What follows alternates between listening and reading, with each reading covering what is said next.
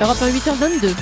L'interview politique d'Europe 1. Jean-Pierre Elkabbach, vous recevez ce matin Stefano Scarpetta, directeur de la direction de l'emploi, du travail et des affaires sociales de l'OCDE. Messieurs, c'est à vous. Bienvenue Stefano Scarpetta. Bonjour, je suis encore ému parce que ce que j'ai entendu. Avant de causer économie, comme dit Canteloup, on veut dire que nous nous réjouissons tous à Europe 1 et partout en France de la libération de Serge Lazarevitch, de son arrivée sur le territoire français et de son hymne à la vie et à la liberté. Et avec une pensée reconnaissante aussi pour les services français et africains qui ont su négocier, le ramener vivant, et avec un savoir-faire exceptionnel que d'autres pays peuvent aujourd'hui nous envier. Et vous êtes aussi ému que moi et que nous tous, M. Scarpetta. On ne peut pas qu'être ému et très content pour cette bonne nouvelle. Et donc, je me réjouis avec tout le peuple français pour cette très bonne nouvelle qu'on a commencé la matinée aujourd'hui. Voilà, on va le laisser se reposer et récupérer, se réadapter. Alors, M. Scarpetta, avec votre équipe, vous avez enquêté sur les inégalités de revenus dans les 34 pays de l'OCDE. Ce sont d'ailleurs ces inégalités les seules qui soient en croissance. Quels sont les pays les plus touchés ? Avant tout, il faut dire que les inégalités ont augmenté dans les 3 décennies jusqu'à la crise dans presque la totalité des pays de l'OCDE. Les pays les plus touchés sont certains des pays émergents, pensons à la Turquie, les Mexique, mais aussi les États-Unis, les Royaumes-Unis, les Japon. Et donc, c'est un phénomène assez diffusé dans tous les pays avancés et dans les pays émergents. Et depuis la crise ?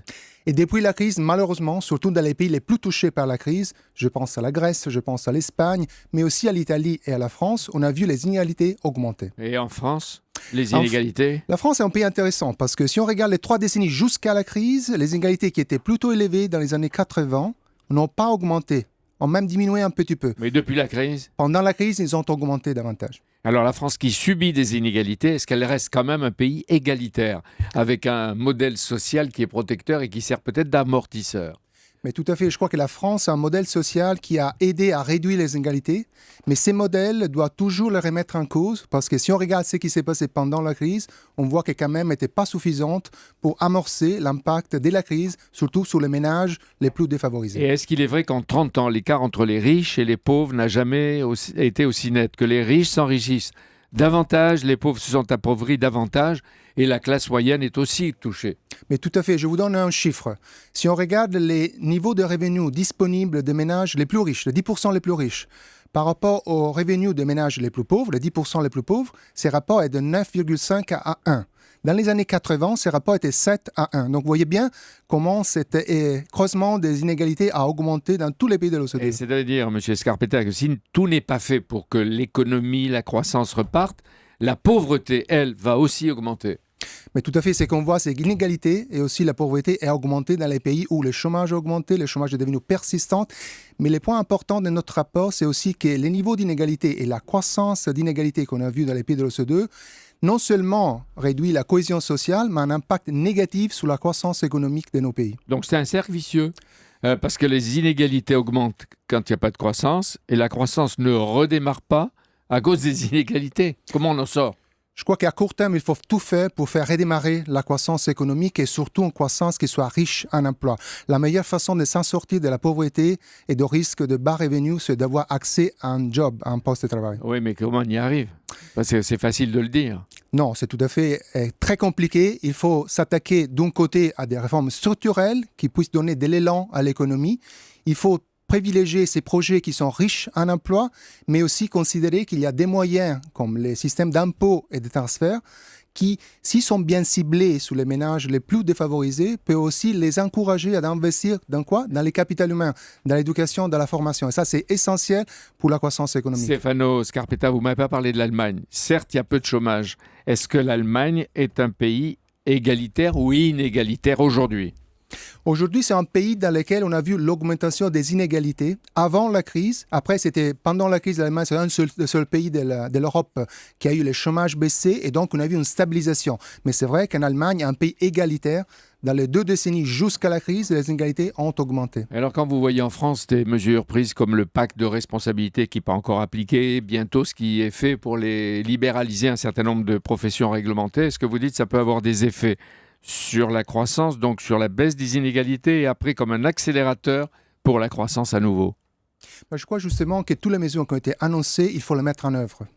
Cela pourrait vraiment donner un contexte, un environnement qui donne plus d'avantages, plus d'opportunités, plus d'incitation à l'investissement, qu'il soit un investissement public, mais qu'il soit surtout aussi un investissement privé. C'est-à-dire l'investissement à l'échelle nationale, c'est-à-dire chez nous, chez vous les Italiens, un peu partout en Europe, mais des investissements à l'échelle européenne et puis au niveau de chaque entreprise si elles reprennent confiance. Tout à fait. C'est la confiance qui est très importante. Et pour redonner de la confiance aux entrepreneurs, il faut vraiment travailler au niveau européen. Et c'est important, les plans Juncker d'investissement, au niveau national, mais aussi au niveau de chacun des pays pour créer un environnement qui soit plus incitatif à l'investissement des secteurs privés. La confiance. Tout est bon pour faire repartir la croissance. M. Scarpetta, que dit l'OCDE du débat passionné qui a lieu en France, par exemple, autour du travail le dimanche? Dans certains secteurs, dans certaines zones, je crois qu'il y a des opportunités aussi de donner plus de possibilités d'avoir, par exemple, les magasins ouverts. Et là, il y a une demande, il y a des touristes qui vont bien consommer et donc tout cela pourrait faire quoi? Créer de l'activité économique, créer des postes de travail. Il faut évidemment qu'il y ait des compensations salariales pour tous ceux qui travaillent le dimanche, le soir. Il y en aura sans doute si la loi est appliquée, mais il ne faut pas imposer, si je vous comprends bien, les mêmes règles à tout le territoire, à toutes les villes touristiques et attractives. Moi, je crois qu'il faut utiliser la flexibilité. Là où il y a des opportunités, il faut donner une possibilité à cette opportunité de se développer. Et alors, après le diagnostic, quel est le message de l'OCDE, par exemple, sur la formation des chômeurs, des non qualifiés, sur l'éducation? Parce que vous insistez beaucoup dans le rapport que j'ai lu sur l'école et l'université.